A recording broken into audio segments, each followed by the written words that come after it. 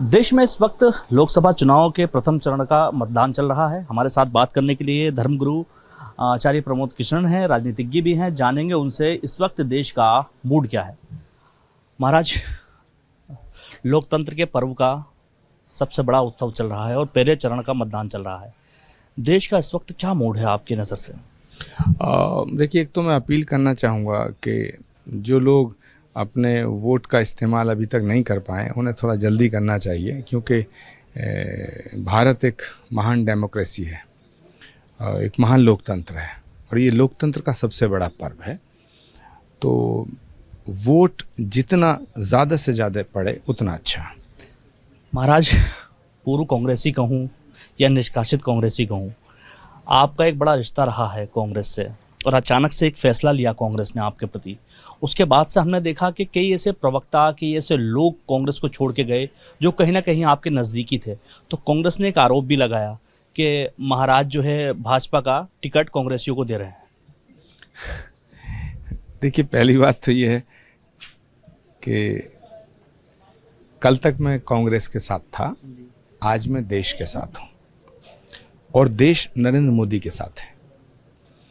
Congress party को जो लोग छोड़ के जा रहे हैं वो किसी लालच में बाहर नहीं जा रहे हैं। उनकी रगों में तो बिल्कुल कांग्रेस का लहू दौड़ता है।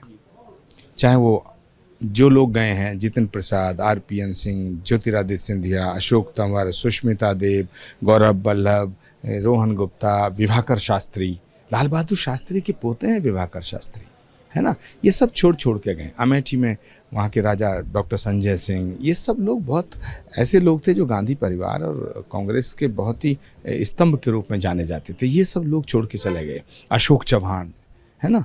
तो ये किसी लालच में नहीं गए, ये इसलिए गए हैं कि कांग्रेस पार्टी महात्मा गांधी के रास्ते से भटक के मोहम्मद अली जिन्ना के रास्ते पर आ गई।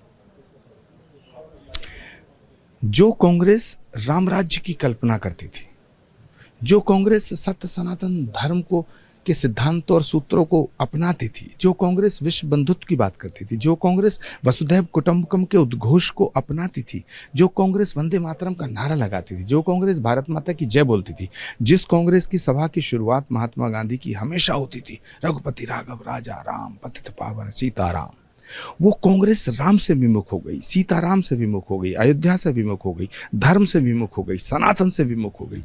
वो कांग्रेस, जो कांग्रेस भारत में राम राज्य लाने का सपना देखती थी, वो कांग्रेस राम के नाम से नफरत करने लगी। इसलिए जो सच्चा राष्ट्रभक्त होगा, जो सनातन का ध्वजवाहक होगा, जो सनातनी होगा, वो अब इस कांग्रेस में नहीं रह सकता। महाराज, आपने अमेठी की बात की और राहुल गांधी ने वाई नॉट से अपना नॉमिनेशन तो कर दिया, लेकिन उन्होंने जैसे संकेत दिए हैं, हो सकता है अमेठी से भी वो चुनाव लड़ें। तो क्या परिणाम रहेगा, क्योंकि अमेठी से एक बार वो चुनाव हार चुके हैं? मुझे नहीं लगता कि राहुल जी अब अमेठी से चुनाव लड़ेंगे, क्योंकि मैं ऐसा देखता हूं कि वो अमेठी से चुनाव लड़ने की सोच तो सकते हैं, सोच भी रहे होंगे, लेकिन वो चुनाव अमेठी से नहीं लड़ेंगे।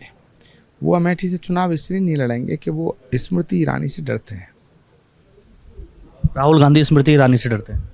पक्का डरते हैं। अच्छा महाराज, राहुल गांधी की बात तो एक तरफ रही, प्रियंका गांधी की टीम में आप रहे हैं, उनकी टीम का हिस्सा रहे हैं, आपने उनको चलना सिखाया उनकी टीम को।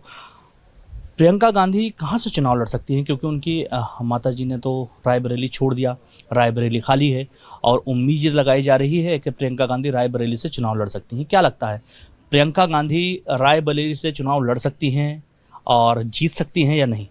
देखिए, प्रियंका गांधी जी कांग्रेस में सबसे ज़्यादा लोकप्रिय नेता है, लेकिन प्रियंका गांधी के साथ अन्याय हो रहा है। प्रियंका गांधी जी का ना सदुपयोग हुआ है कांग्रेस में और उनको सम्मान भी नहीं मिला है। मुझे लगता है कि प्रियंका गांधी जी को चुनाव नहीं लड़ाया जाएगा, क्योंकि राहुल गांधी जी का कैंप नहीं चाहता कि प्रियंका गांधी चुनाव लड़े। मतलब भाई बहन के बीच कोई डिस्प्यूट है क्या ऐसा? अब ये तो भाई और बहन बता सकते हैं। राहुल जी और प्रियंका जी में बहुत प्रेम है। जहाँ तक मैं प्रियंका गांधी जी को जानता हूँ, वो राहुल गांधी जी से बहुत प्रेम करती हैं। निसंदेह एक बहन को भाई से प्रेम होता भी है और करना चाहिए, लेकिन प्रियंका गांधी को राजनीतिक शक्ति देना नहीं चाहता राहुल गांधी का कैंप। राहुल गांधी के कैंप में ऐसे लोग हैं जो चाहते हैं कि प्रियंका गांधी राजनीति से बाहर चली जाएं, प्रियंका गांधी राजनीति में फेल हो जाएं, प्रियंका गांधी घर बैठ करके रोटियां बनाएं। महाराज, एक बड़ा आरोप कांग्रेस के ऊपर लगता रहा है पिछले कुछ दिनों से, राहुल गांधी के विचारों को देख करके, उनकी बातों को सुन के लगता रहा है कि कहीं ना कहीं राहुल गांधी लेफ्ट की जो राजनीति है उससे प्रभावित तो नहीं हो गए।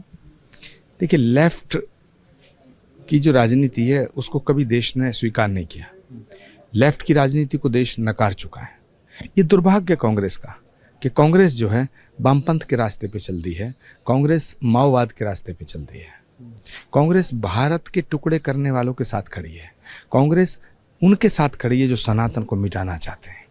और ये राम राज्य की पुनर्स्थापना का दौर है, ये नरेंद्र मोदी का दौर है, ये भारत की एकता और अखंडता का दौर है, ये भारत को विश्व गुरु बनाने का दौर है, ये भारत के उस उद्घोष को जन जन तक पहुंचाने का दौर है जो कभी मर्यादा पुरुषोत्तम भगवान श्री राम से लेकर भगवान कृष्ण और बुद्ध, नानक, कबीर की धरती है, ये गुरु गोविंद सिंह जी महाराज की धरती है, छत्रपति शिवाजी और महाराणा प्रताप की धरती है। तो जो भारत का गौरव खो चुका था, नरेंद्र मोदी जी ने उस गौरव की पुनर्स्थापना की है। तो इसलिए मुझे लगता है कि 2024 के चुनाव में तीसरी बार नरेंद्र मोदी भारत के प्रधानमंत्री बनने जा रहे हैं। भाजपा का जैसा नारा है कि 400 पार, लगता है 400 पार? देश की जनता चाहेगी तो 500 पार भी हो जाएंगे। चलिए, हमारे साथ बात करने के लिए आचार्य प्रमोद कृष्णन थे, जिन्होंने बेबाकी से अपनी तमाम राय रखी। बात की जाए राहुल गांधी और प्रियंका गांधी को लेकर के, जिन्होंने एक सवाल उठाया है, उसको लेकर के देश इस बात पर ज़रूर सोचेगा। Danish Khan, ABP live, Dehradun.